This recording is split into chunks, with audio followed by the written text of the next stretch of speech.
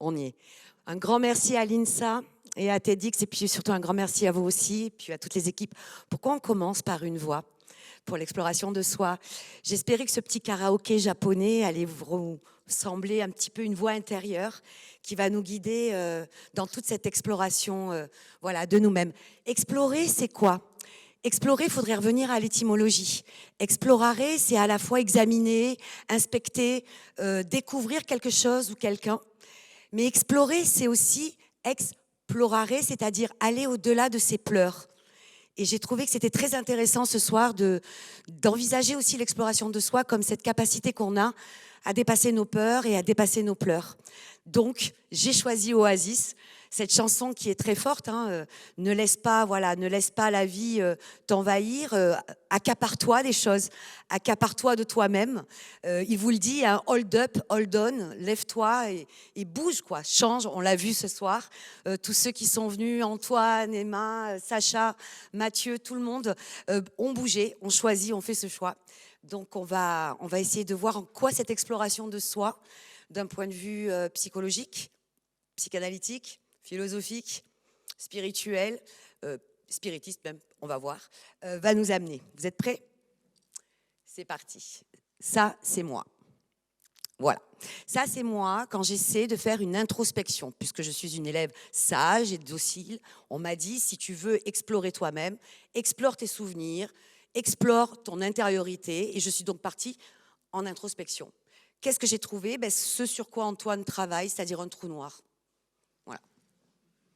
Alors, quelques souvenirs, vous voyez, qui apparaissent, mais vraiment au centre, un trou noir. Donc, je suis tout de suite allée chercher la définition, puisque je ne connaissais pas encore Antoine, du trou noir. Et qu'est-ce que c'est? C'est un champ gravitationnel tellement intense qu'aucune matière ni aucun rayonnement ne peut s'en échapper. En gros, j'étais enfermée. Bon, je me suis souvenue de Pascal, je me suis dit, c'est pas grave, Valérie, c'est pas grave, le moi est haïssable, il est insondable, on le sait, Antoine nous l'a montré, et Olivier aussi. Donc, je me suis dit, on va laisser tomber le travail toute seule de l'introspection, je vais aller voir un psy. Alors, le psy. Voilà, voilà ce à quoi je rêvais. Donc, je prends rendez-vous sur Doctolib. Je pense que je vais trouver l'explorateur avéré, averti, qui va tout ranger à l'intérieur de ce trou noir, qui va mettre du feu dans la cheminée, qui va relancer la machine. C'était super. Et au bout de quelques mois de séance, voilà ce que je découvre.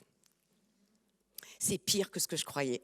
Ce n'est que sensibilité, gouffre de l'inconscient, acte manqué, lapsus, complexe, des nœuds de partout. Je renonce. Je renonce à ranger cette pièce. Je renonce à m'explorer.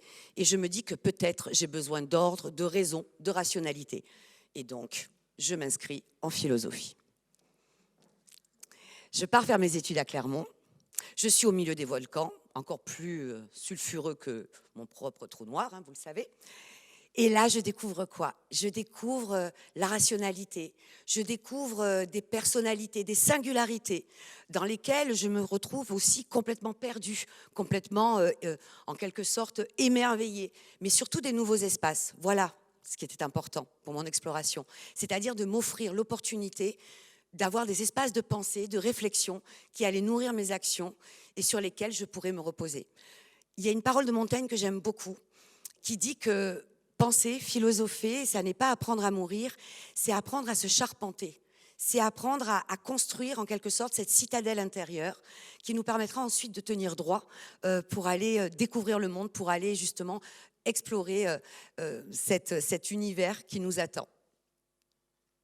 Alors bien sûr, mon ego n'était pas content. Après avoir été humilié par mon psy, oublié par mes années de philosophie, il réapparaît avec les réseaux sociaux. Alors là, Narcisse est heureux, je peux enfin pouvoir m'exposer, c'est-à-dire non plus explorer, juste m'exposer. Voilà, aller à la course des likes, faire des miles, des posts, être vraiment, vraiment comment dire, au nirvana de moi-même. Sauf que je vais réussir à vous mettre Fred Nefché. Voilà ce qui m'est arrivé. Non, Ça, c'est pas moi. Non, c'est pas moi, j'ai dit. Non, je crois que je vais avoir besoin de la technique. Hein. Je n'aime pas les indifférents. J'ai du mal avec ceux qui ont l'air de s'en foutre. Les fuis, moi je te suis. Les silences complaisants. Les rockers que rien n'atteint. Le mystère qui s'esthétise. Je n'aime pas les satisfaits. Les gens qui semblent n'avoir besoin de rien ni de personne. Ceux qui se gardent, se refusent. Et vous le font savoir. A priori, je ne suis pas le public le plus approprié pour le ride. Et pourtant, il me touche. Il me touche dans l'écart qu'il y a entre l'image qu'on se fait de lui au loin et ce qu'il semble être de près. Il me touche dans la distance qu'on découvre entre lui et son propre cliché. Son propre cliché. Assumer le cliché. Sadin, le philosophe, dit que les réseaux sociaux sont en quelque sorte l'ère de l'individu tyran.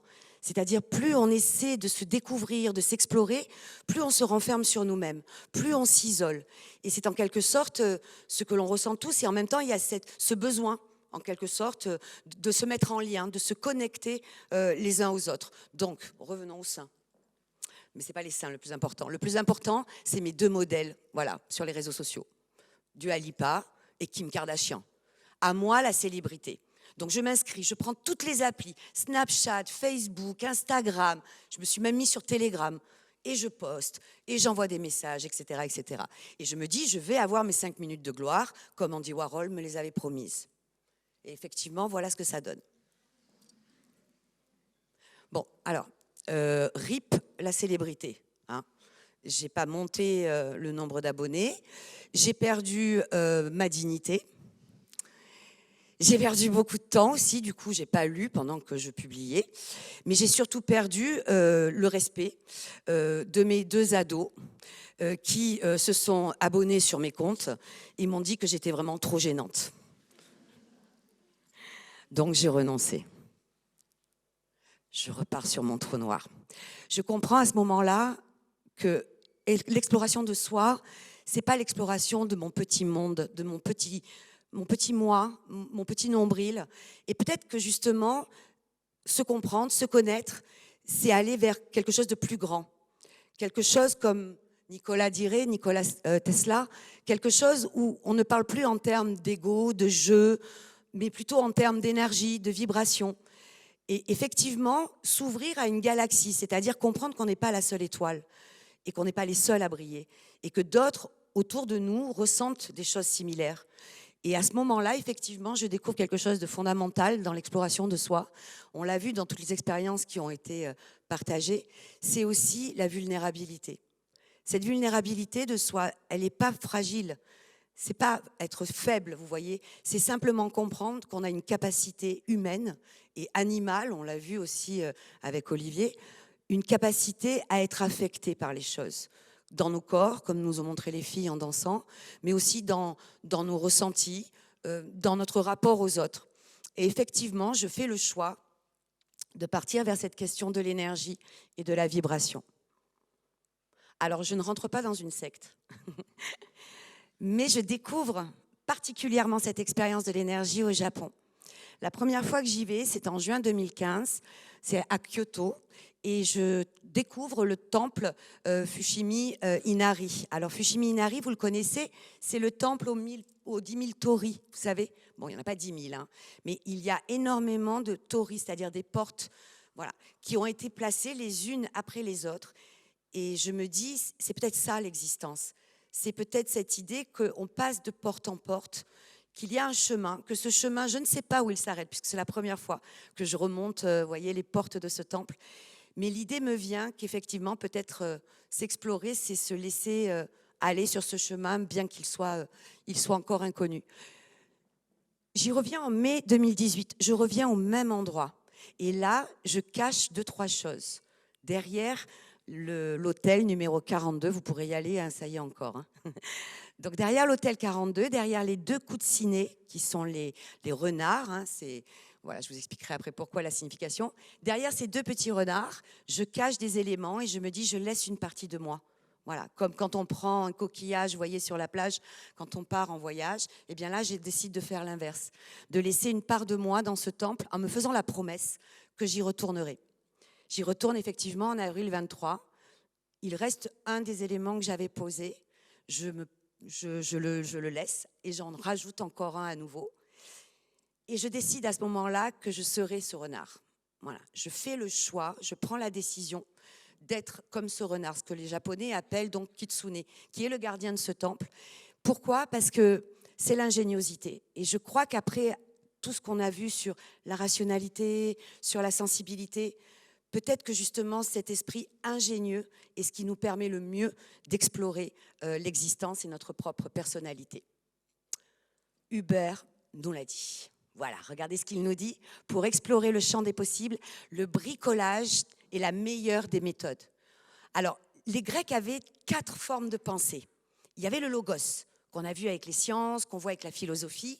Il y avait le mythos, qui a donné mytho. Ça, j'ai fait avec les réseaux sociaux, j'ai arrêté, je vous l'ai dit. Il y a la métisse. La métisse, c'est la pensée astucieuse, vous voyez. C'est la pensée qui s'adapte aux événements.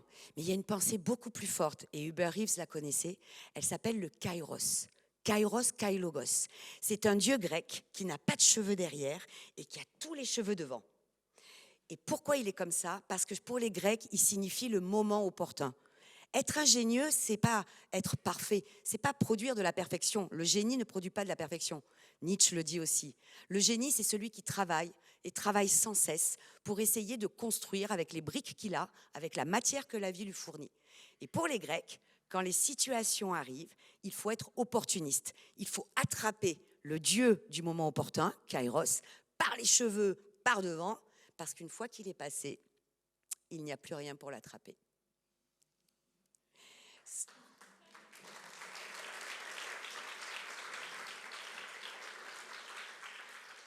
Cet opportunisme, il est très mal vu dans notre société aujourd'hui et je suis très heureuse que Sacha et Mathieu nous aient montré qu'il pouvait avoir une dimension, une valeur positive. Et pour les Grecs, l'opportunisme était positif. La vie n'est pas un sac de louis d'or dont vous priveriez les autres en prenant un petit peu. La vie, ce sont des occasions qui se présentent et qui n'ont de sens qu'en fonction de vos désirs et en fonction de ce que vous voulez faire, ce que vous vous donnez à explorer, à découvrir. Et ainsi, je suis restée sur Kairos d'un côté et mon renard de l'autre. Fini mon petit monde de Lego, fini la galaxie des étoiles, je reviens sur Terre et je décide de me confronter à l'univers. Alors, vous reconnaissez tous Tony Estanguet, mais je n'ai pas du tout l'art et la technique ni de Tony, ni de Pauline, ni de Corentin, d'accord ? Mais j'aime bien la métaphore du kayak, surtout le kayak biplace. Pourquoi ? Parce que devant, c'est moi, je fais ce que je peux. Mais est-ce que c'est moi qui dirige les choses ? Non, c'est celui qui est derrière. Et derrière, c'est l'univers. Et ça, les Grecs l'avaient très bien compris. Ulysse part en voyage, part en Odyssée. N'importe qui peut prendre le bateau. Vous savez que les Grecs, voilà, les Phéniciens étaient toujours des aventuriers. Mais à chaque fois, tous avaient la même idée en tête, ce n'est pas toi qui décides de l'ordre des choses. Voilà, l'ordre des choses ne dépend pas de toi. On le connaît très mal, on l'a vu tout à l'heure avec Olivier, on connaît très très peu ce cosmos, ce monde dans lequel nous évoluons, mais on a la certitude qu'il ne dépend pas de nous. Alors qu'est-ce qui dépend de nous ? Eh bien de s'y conformer, d'essayer de marcher, d'avancer en se conformant à cet ordre des choses, d'accepter, comme disaient les stoïciens, la nécessité. Donc je continue à descendre la rivière, à traverser les torrents, comme dirait Cyrulnik. La résilience, c'est pas d'oublier ce qui vous a fait souffrir, c'est d'apprendre à nager ou à naviguer à travers les torrents. Donc, naviguons. Gaston Berger, on est particulièrement dans son lieu, à Toulouse et ici. Cette phrase est absolument sublime et je voulais vous l'offrir pour finir.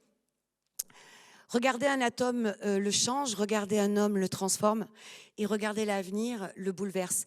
C'est important cette notion de changement, d'accepter cette invariabilité, alors peut-être pas des choses, mais au moins de nous-mêmes.